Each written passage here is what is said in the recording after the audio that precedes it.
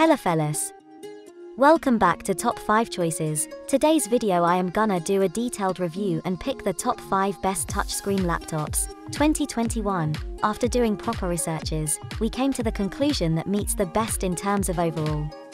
Kindly leave a like if you find this helpful, and I'd appreciate if you subscribe to my channel and turn on post notifications if you haven't. We will be also providing affiliates link to purchase from Amazon. Kindly use to for best offers and purchase from anywhere in the world. We'll be back with more videos. The Yoga C940's slightly larger screen does bring a commensurate increase in weight. The Dell and HP each weigh 2.9 pounds, while my Lenovo review unit tips the scales at 3.04 pounds. Again, the difference is small, but even a couple of ounces matter for people who carry their laptops with them day in and day out. At 0.62 by June 12 by May 8 inches, HWD, the Yoga is also larger in every dimension than the XPS 13 in 1, and it has a larger footprint than the Spectre X360 13. It's also significantly heavier than the 2.2-pound HP Elite Dragonfly, a business-focused convertible with the same 14-inch screen size that recently copped PCMag's Editor's Choice. The bezels that border the C940 screen are a significant factor in its larger footprint. While HP and Dell now use tiny 2.2mm webcams in their premium ultra-portables, the Yoga's camera is bigger, with a physical sliding door over the lens to thwart online snoops. It's a handy feature, but it requires a significantly thicker top bezel, and the webcam lacks the IR sensors required for Windows Hello face recognition. The fact that the Spectre X360 13 manages to include IR sensors, a smaller lens, and a side-mounted webcam kill switch that accomplishes the same goal as the sliding shutter suggests that the Lenovo is behind the cutting edge here. Being a Chromebook, you shouldn't expect groundbreaking performance from the Pixelbook Go, particularly with fanless Intel CPUs inside. While we can't speak for the entry-level model's Intel Core M3 performance, we can say that the Core i5 series is more than enough for basic tasks and even some light photo editing. The laptop is certainly capable of running Android games and playing back 1080p video just fine, but anything beyond that will likely make the system chug. This works out well for Google, as its OS doesn't really support many truly demanding applications.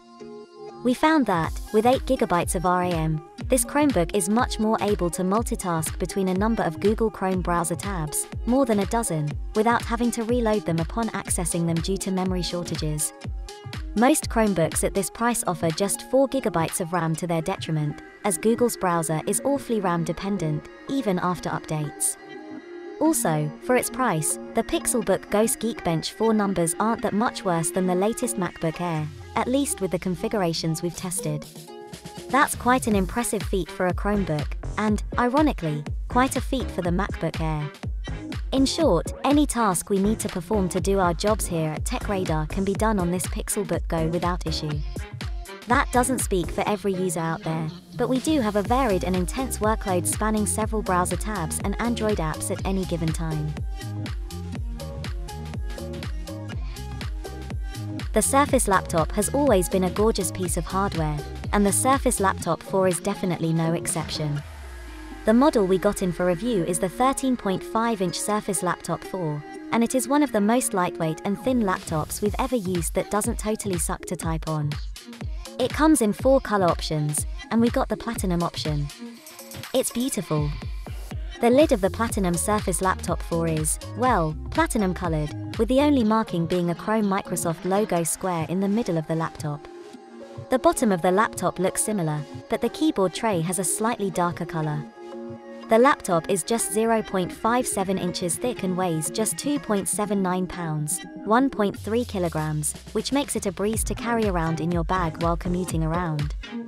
But even with the Surface Laptop 4 being so thin, it still feels incredibly robust. The lid is made of aluminum and has absolutely no flex to it. And, unlike a lot of other touchscreen laptops out there, when you poke the display, the hinge is so solid that you don't have to readjust your screen afterwards or brace it with your other hand. This in and of itself makes using the touchscreen way more convenient and makes it feel like less of a gimmick, something other laptop manufacturers can definitely learn from. The Surface Laptop 4 we reviewed here is equipped with an Intel Core i7-1185G7 and 16GB of RAM, which means it has no problem with anything we threw at it.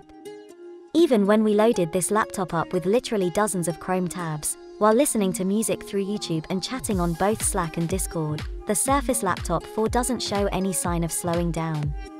That's something that most laptops these days should be able to do. But what makes the Surface Laptop 4 so impressive is that it is able to do all of that without slowdown, while we are on battery power. We're able to just chill on our couch while working, without worrying about either the laptop locking up or tripping our roommates with the power cable. And, when plugged in, the laptops speak for the performance of this laptop.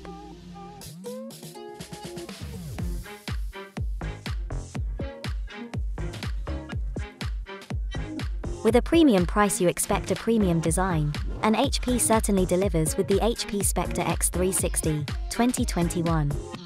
To be honest, we never had any doubt that it would. The previous model was one of the nicest looking laptops we've had the pleasure of reviewing.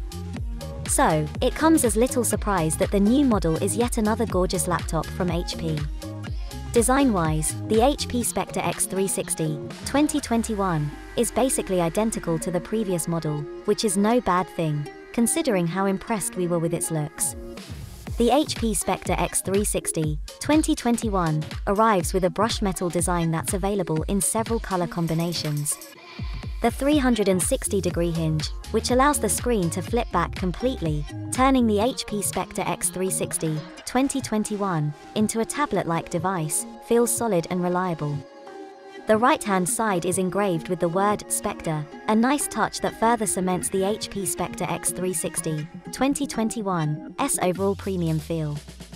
In terms of connections, you get an audio-in jack and full-size USB port on the right. The inclusion of a full-size USB port is a nice touch for such a thin and light laptop, plus 2 USB-C ports, a microSD port and a physical webcam kill switch on the left. Overall, as a result of the new CPU, along with a hefty 16GB of RAM, the HP Spectre X360, 2021, is a great little performer, with Windows 10 feeling fast and responsive. Multitasking, with numerous apps open at once, alongside plenty of Edge tabs too, didn't really serve to slow down the HP Spectre X360, 2021's performance, either. For day-to-day use, then, the HP Spectre X360, 2021, delivers the sort of performance you'd expect of a premium laptop at this price point. You certainly won't be disappointed. However, one of the biggest upgrades to come alongside the new Tiger Lake CPUs such as the Intel Core i7-1165G7 is the inclusion of Intel Iris Xe graphics. This is an integrated GPU that promises to offer vastly improved performance compared to previous integrated graphics, and could even rival some discrete GPUs. While the HP Spectre X360, 2021, certainly isn't a gaming laptop,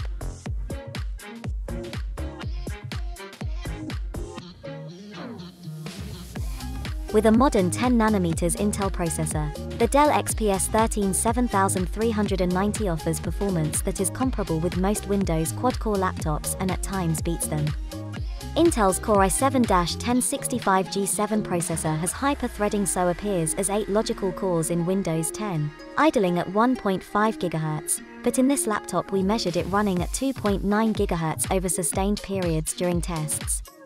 That's pretty good, particularly since the 10nm processor drives great battery life when throttled down. The Cinebench score of 1621 and Geekbench scores places it well within range of the top end of Windows performance. The top Intel and AMD desktop chips manage better scores in Geekbench, but make no mistake, with 16GB of DDR4 memory to boot, this laptop is more than capable of video editing, running complex audio software and photo editing. When running intense applications that put the processor under stress, the fans audibly sped up to a kind of hiss rather than a whine.